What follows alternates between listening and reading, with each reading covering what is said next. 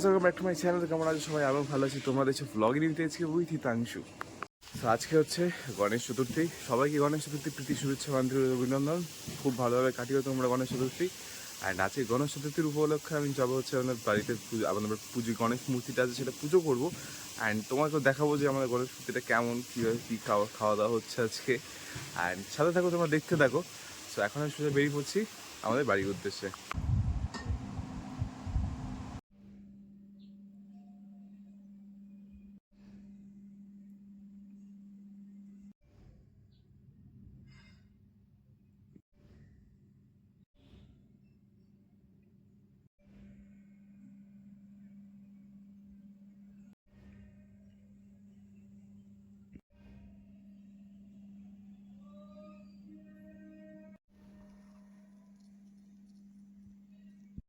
তো এখন পুজো কমপ্লিট হয়ে গেছে। পুজো কমপ্লিট হয়ে যাওয়ার পর তো আমি বেরিয়ে যাচ্ছি।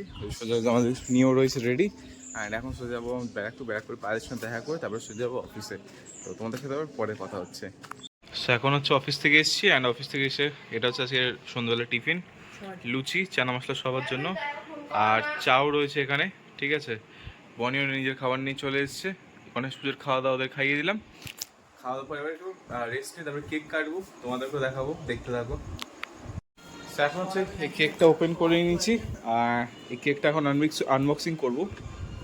অ্যান্ড এই হচ্ছে কেকটা, মোদকের মতো ডিজাইন, ঠিক আছে, বাটারস্কচ ফ্লেভারের। এত সুন্দর ডিজাইনটা বানিয়েছে যে তানিয়া, ঠিক আছে, খুব শর্ট নোটিসে বানিয়েছে, থ্যাংক ইউ ভাই।